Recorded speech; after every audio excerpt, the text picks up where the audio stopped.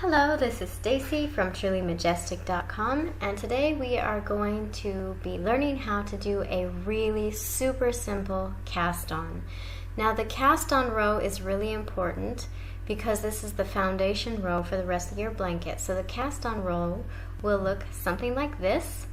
You can see it on one edge of the blanket, and it will be exactly identical to the cast off row. Now there are tons of different types of cast on.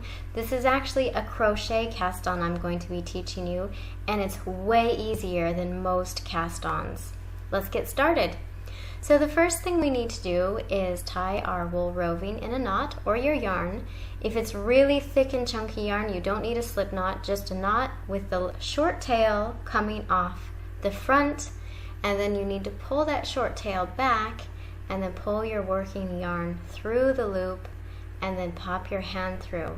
Now as you're doing this, this is called chaining. As you're chaining, make sure you're twisting the yarn the same direction every time. If you have to stop and answer the phone or the door and you come back to it, you might put your hand through the wrong side of the loop and then it'll look really wonky. So you need to make sure you just do it consistently the same way every time, and you'll have a really beautiful cast on. So let me do a few more. Now as you can see, one side looks like a really nice braid or plait, and the other side has all these like bumpy dashes and bars. We're going to be now working with the bumpy dash side, and this is the back of the cast on. So we need to pull our yarn through each one of these little bumps to make a loop that we can then knit all of our stitches onto. So the front side will be looking like a braid, the back side will look like bumpy bars. I'm going to pop the loop on my arm, and you can do this on the table, you don't have to have it on your arm. Now if you do this, you need to skip the first bumpy bar because it's right here. This is the first bumpy bar, but it's actually attached to the loop on my arm, so I don't want to knit that. So I need to go to the next one that's not attached to anything on my arm and pull a loop through this dash and put it on my arm. Now whenever you're doing stitches, you should always put your hand through the back of the loop to the front of the loop, which I'm doing, and make sure you don't go front to back and back to front, or your stitches will end up being twisted and it won't look nice later on. So just make sure you're consistent with how you do it.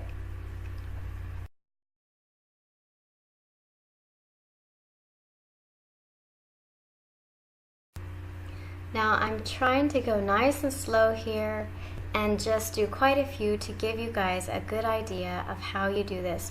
And then after this is finished, I'll turn it around and do a few knit stitches into these finished cast on stitches.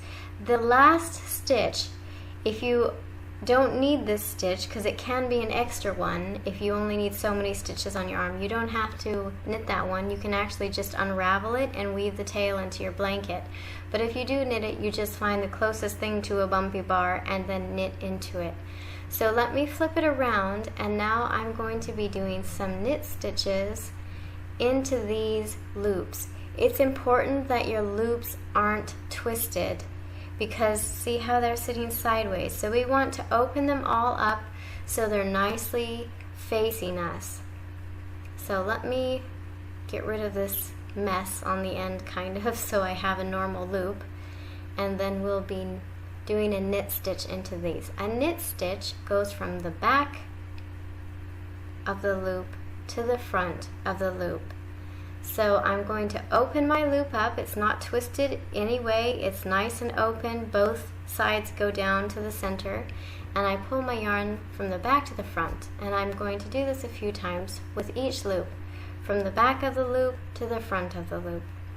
Now if you would like to learn how to felt your wool really fast in the washing machine or the dryer perfectly without over felting it, I have an arm knitting mini course or an arm knitting membership group that you can join that will teach you how to do that and get tons more stuff. That's only the tip of the iceberg of really helpful tips that will make your knits go faster and more enjoyable.